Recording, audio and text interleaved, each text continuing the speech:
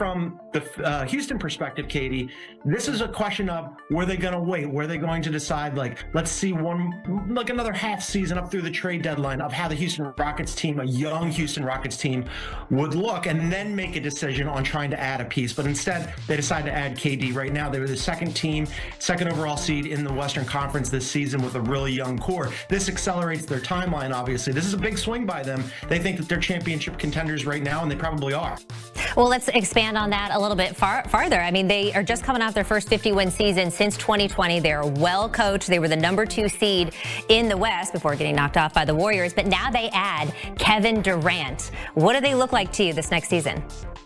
Yeah, I love them. I was an early adopter of them 2 years ago. I thought that they were going to make the playoffs. They didn't. They just missed. And then this season, I thought they were going to make the playoffs. And boy, they not only did they make the playoffs, but again, they end up as the number 2 seed. Now they get bounced out in the first round by the Golden State Warriors. So again, I wanted to see, okay, would they maybe just like let this young core group grow a little bit? But instead they bring in KD. And yes, this absolutely accelerates their path and their hopes to win a championship, because what did they lack last season? They lacked a closer and a consistent scorer. Well, boom, all of a sudden you bring in Kevin Durant. He does that all day, every day. So that answers one problem. Plus, he's a great defender. Ime Udoka, his baseline is, if you don't play defense, you don't play for me. Well, Kevin Durant is excellent at both ends of the floor. So he's a little bit older, obviously a lot older actually, than most of their core group. But he's a veteran presence. He's an experienced player. He's won championships in the past. He's been on a bunch of winning teams. And now in a loaded Western Conference, you have to be looking at the Rockets as one of the main favorites next season to not only get out of the Western Conference, but to potentially win a championship.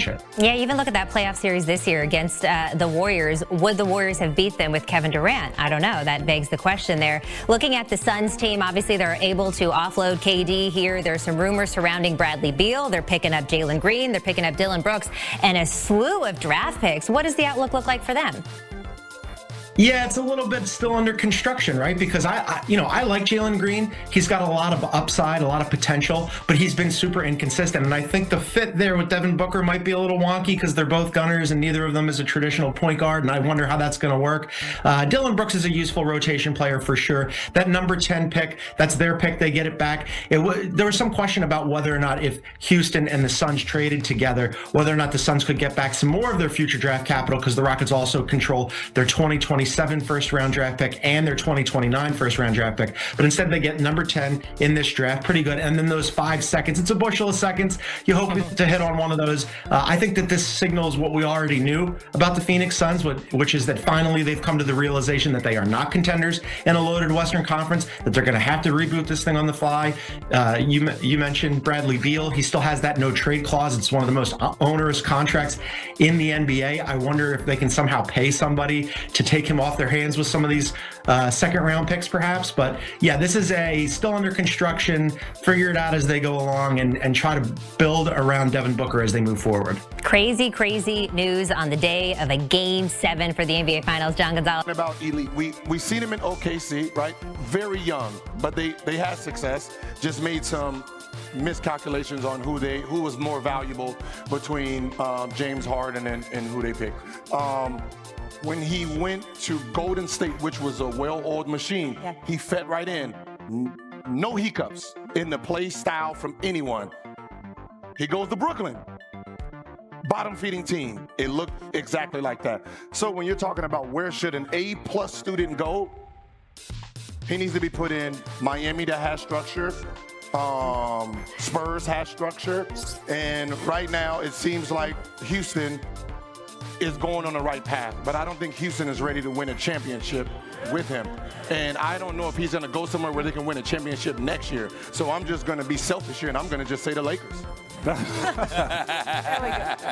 You know the problem I have with KD's stint in Phoenix? Tell me. I think they have the wrong coaches.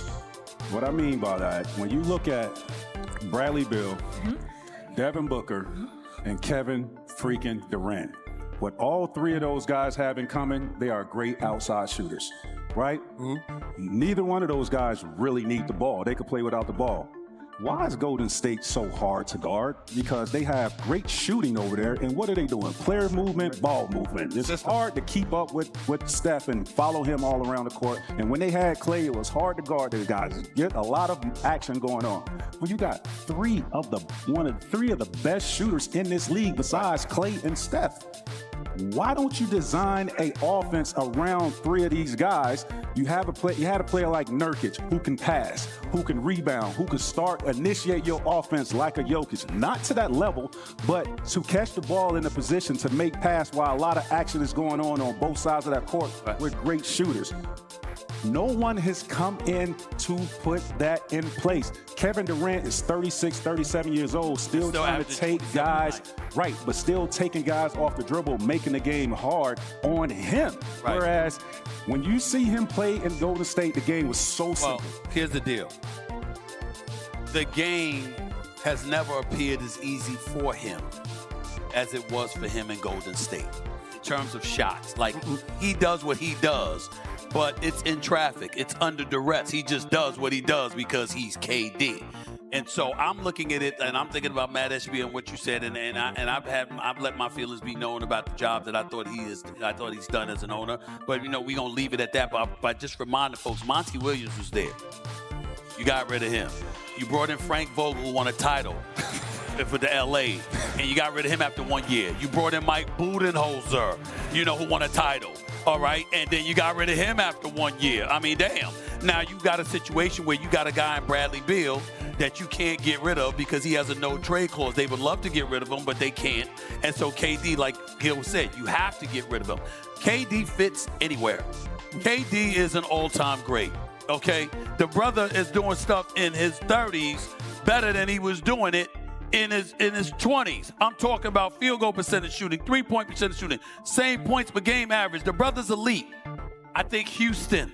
It's perfect. I love Houston for him. Perfect. I do, Gil. Gil says they're not ready. I love the Lakers too. I don't tell you why. But I love the Lakers for him too. But Houston with Ime Udoka, yes, with the parts around him, that you just do your job, yes, and you give that brother the number one option. If he was in OKC right now, it wouldn't even be a system. That's what Houston's problem was in his playoff this year. Huh? They needed a bona fide scorer. That's right. Defensively, and everything else, they have. Xin chào các bạn. Chào mừng các bạn đã quay trở lại kênh của mình. Ngày hôm nay mình sẽ hướng dẫn các bạn cách làm một tấm thiệp xinh xắn giống như thế này nhé. Bây giờ chúng ta cùng làm thôi. Hôm nay mình sẽ hướng dẫn mọi người cách làm một tấm thiệp đơn giản nhé. Nguyên liệu của mình cần có đó là bút chì, thước kẻ, kéo này, bút dạ đen. Mình sẽ dùng mình viết chữ lên tấm thiệp. Cái này thì các bạn nếu mà thích dùng màu khác thì các bạn dùng nhé, không vấn đề gì hết nhé. Ở đây mình dùng cái màu đen cơ bản thôi. Nói chung là chữ trên thiệp thì tùy ý, màu gì dùng màu đấy. Mọi người chuẩn bị cho mình keo dán nhé. Ở đây mình dùng keo nến này. Về phần keo thì cũng có keo gì dùng keo đấy cho mình. Tại vì là mình dùng cái phần bìa màu để mình làm. Thì phần bìa màu này rất là dễ dán, mọi người dùng keo gì cũng được nhé. Ở đây mình sẽ chuẩn bị hai màu sắc bìa là màu vàng và màu đỏ. Đây.